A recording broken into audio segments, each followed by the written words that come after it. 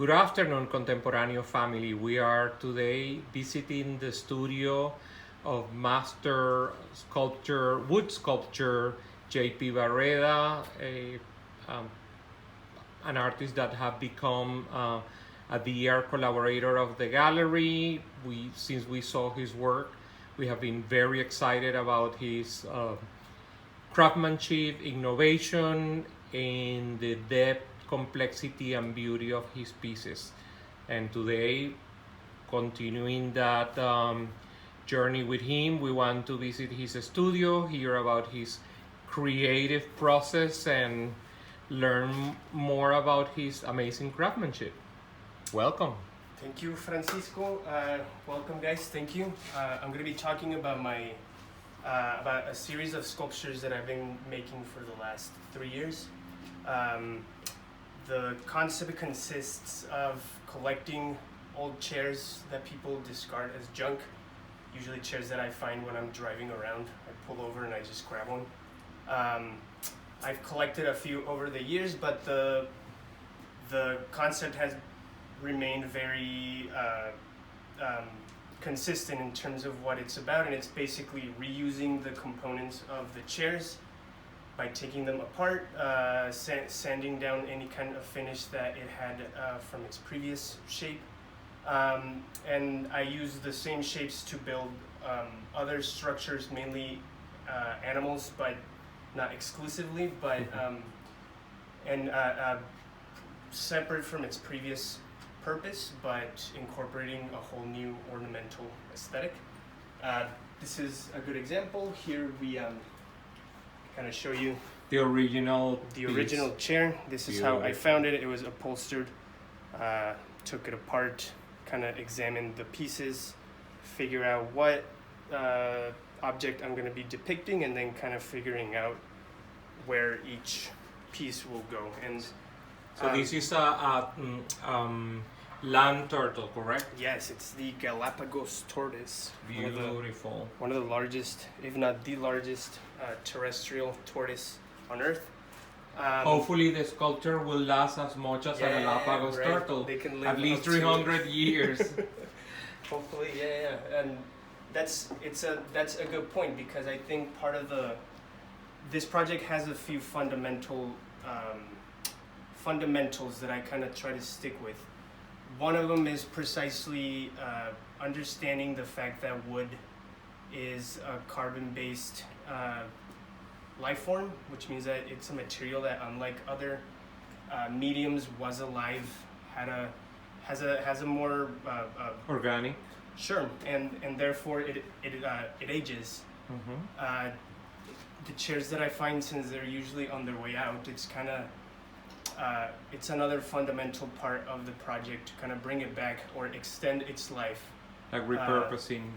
Repurposing, recycling, however you want to see it. And it's kind of bringing it back to your home and eliminating the original function of the furniture, and it kind of becomes ornamental, which furniture can be as well. But this kind of separates the function from the aesthetic or from the look. So I'm going to kind of walk you through the process. Yeah, great. So this is how I would find the chairs, right? Just some are in much worse shape than others. This one is relatively in good shape because it still works. It's just weathered and the paint is chipping, but I find them in all sorts of ways. Sometimes they're broken. Most of the time they don't even function as chairs anymore, and that's, I guess, why people junk them. But using a variety of tools, mainly this one, I go through and kind of cut all the joints to keep the During shapes the intact. Conversation, I would love for you to mention why chairs, why not tables, why not wood frames. So when I started this project, I was still in school, and I've always had a fascination for wood, and chairs more so than other kinds of furniture because of the personality that they have. Complexity. The complexity, and every chair is unique in terms of its artistic features or its craftsmanship, Correct. its construction. I mean, it varies, and it's kind of interesting to work the opposite way. Instead of building them, I take them apart, and that's how you know when one is very well made, when you struggle to take it apart. Correct. There are some that take me a while to just remove the individual pieces, and others just kind of fall apart, which kind of tell you either how old they were or how weathered they are. Correct. But chairs more so than anything because of the design behind it, and because the shapes lend themselves for a more versatile arrangement of its pieces. If I can ask you, what is first, the egg or the hen? What I mean by that is the form of the chair puts you to think what you can do, or you think of an animal and then try to use what you have. What is the... So I get that question asked every time, and the truth is that I've done it both ways enough times to where I don't know which one comes first anymore. Sometimes when somebody has something in mind, like say it was a commission piece, they're gonna have the animal in mind. They're gonna tell it to me first, and then I go in, and from the chairs that I've collected, I kind of see which pieces will lend themselves for a specific. Turtles are a good example. I've made 3 at this point, and the chair needs to be very specific because depicting a shell, not every chair can make the shell of a turtle, if that makes sense. But I've also done it the other way, where it's not a commission piece, and I just have a chair that I've held on for a while, and I want to use it next. I take it apart, and then I kind of stare at the pieces, and then something will usually kind of call out. It's guide you through the process. Yeah. Because I'm an animal lover, and I I analyze their shapes quite to a very detailed. I'm very detailed oriented, so I guess I can see, once I see a shape, it kind of calls me, and then I can just dive straight in. But kind of going back to the process, so removing everything, cutting all the pieces to avoid damage, because sometimes you do break them trying to take them apart. Kind of going back to the ones that are really well made, you break a few pieces during the process, but ideally once you remove all the pieces, then it comes to sanding. Another fundamental of the project is removing the color, because most of the time they're stained. Varnishes. Varnishes, oils, all sorts, to bring it back to its original color, to the natural state of the wood. Another very important thing that I've started to incorporate into each piece is most of the time it comes out of the restoring process with a lot of scars, right, from its previous damage. So I kind of, part of the restoring process is not only removing the finish, but also kind of filling out holes, repairing damages, parts that are broken, is re-gluing them again. But it's incredible how one chair generates so many pieces. And then once you have the pieces, it's even breaking it down into smaller pieces, which is another big another fundamental that I've started to be more loyal to in the later pieces, is trying to manipulate each component as least as possible, so that the essence of the previous chair kind of remains, right? Correct. Like use everything that you... Well, not only that, I do use every piece, but kind of keep, so for example, if I was gonna use this, I would kind of keep some shapes intact, so that they come across from the chair to the finished piece. Correct. And so that you can use it as a reference. I've always liked that, because it's one thing to make a sculpture, but it's another thing to make a sculpture using something that was already sculpted, like a chair. Well, and you are maximizing the beauty of the piece of wood. I mean, it already had a beautiful shape. the right. finished piece will be even more pretty because of And that. it has it has the initial hand of the previous artisan in it. So it's not just my project, but it's somebody made each chair. I'll never know who made each individual chair, but it's kind Like continuing the legacy. Exactly, continuing the life of a piece that's been manipulated throughout its life. So yeah, you can kind of see how once I get to the final sanding, the construction begins, which is when I already have the thing in mind, and then it's just kind of hands-on, starting from individual pieces until you just kind of run out. And in that sense, I've always found it very much like working with a medium like clay or anything that's carving. You kind of you have a limited source of material, and you're just kind of building using the few pieces you have. Sometimes you run out of pieces too fast, and sometimes you can't use them fast enough. What is the machine or machines or tools that you use the most, or that are more helpful on your process, included in the punch bag that is behind me? So I'll take you through the each one. So this is the bandsaw. It's used to make a few cuts with curves. I use this one quite often, but not as much. This is, of course, the punching bag to release the frustration that definitely piles up when you've been here for hours, or it comes in handy a lot, and it really relieves some of that pressure. You have a sander here that orbits. I use this a lot to start to create curves. Once I already have a shape that needs some material removed, this is the best way to just go and kind of keep it keep it clean without making too many cuts, and once you only need to do or take off a bit of the material. Of course, the drill press, when you need holes drilled straight down. Otherwise, I usually just use power tools like the hand drill.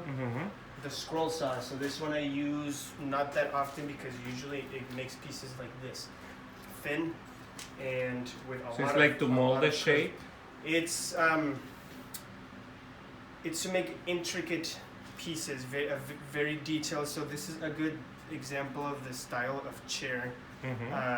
This is like the middle piece here, and it's a whole style of chairs, and these become very intricate, and you need something as fine as this to be able to make those cuts, going in a lot of curves. I don't use it as much because usually these pieces are already made, and I just kind of cut through them. But it comes in handy quite. I mean, you can talk for 3 hours, but I want to ask you, what is in your mind that you haven't done regarding, like, for example, animals? I have always dreamed to make an elephant, but I haven't had, is there something that is in your back burner but like dying to do? Yes. I've been making these for a few years now, and I can exploit this project as there's an infinite amount of not only designs of chairs but actual chairs. I mean, well, and the same for animals. Exactly, and there will never be a short supply of anything. By kind of thinking a little forward, I'd love to start incorporating movement into these. I have a few ideas of what kind of mechanisms to use for movement. The one that I'm focusing on is caning.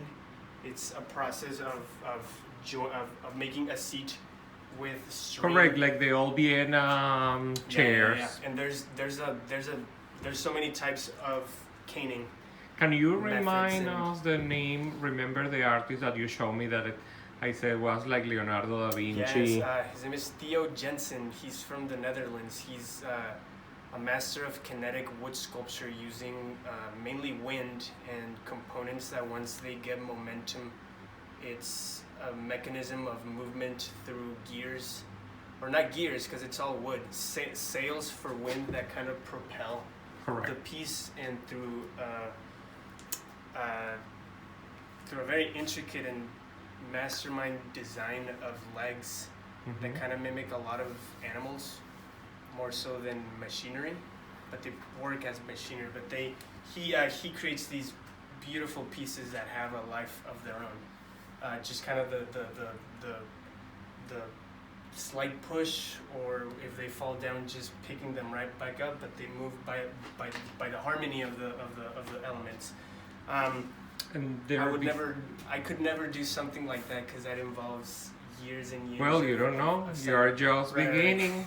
But one beautiful thing about what you are saying of incorporating movement to the work is that shows, and like in the work of many sculptures, the complexity is not only in the making, like the aesthetic part or design, but you are now involving mechanics, physics. Yes, it's an understanding not only of the material, but of like you said. I mean, it involves scientific methods more than just artistic thinking, because they have it's removing function from just aesthetic. I think that playing with those is very I have some experience in making furniture and kind of working as a sculptor. You use the same techniques, but the one thing that sets them apart and will always set them apart is that these don't really have a use. Correct. Function. You would never sit on these, yet they come from a chair that had that previous purpose. They do have a use. The use of making admiration. Life more beautiful. Yeah, of course. You know, I think it was yesterday in I think it was Germany, with all this thing of being, you know, in quarantine, and they declare art an essential. And you know, I particularly think that art is essential for our life. Can be if you are walking on a public square, in a park, in a private collection, in a museum, whatever. I mean, art really enhances and nourishes our lives. And one thing that we love from your work, and that's why it was so exciting to come and visit to your studio and see in more detail your creation, is that in your mind there is always what is coming next. What can I do to keep evolving? I love what I do, but there is much more that I can do. Absolutely. And some people will think, and I was someone that thought in the past, you know, wood is like dated, and wood can be as innovative and as versatile as plexi or any other material. Of course, I'm biased when I talk about the material, and I've worked with a few other materials in the past, not as much as I've worked with wood, but correct. Wood is very unique in like no other medium because of many reasons, but primarily because we're working with a living thing, something that used to be alive, that we used to admire as something completely different, yet it's raw material that we get from our environment. Pointing out to this specific project, I'm not contributing to the chopping of more wood per se. Correct. You're not polluting. I mean, arguably, but less than others. Less, sure. I mean, I'm working with an existing object and just kind of giving it a new form. But wood will always be unique because every single piece of wood is unique. Correct. To the one directly next to it. There's many types of woods. They all you have to work with them differently. It's like this project, or more so than this project. Wood is infinite in its uses, in its attempts, and it's just how the artist works with it. But it behaves. I mean, it has a few set rules of how to work it.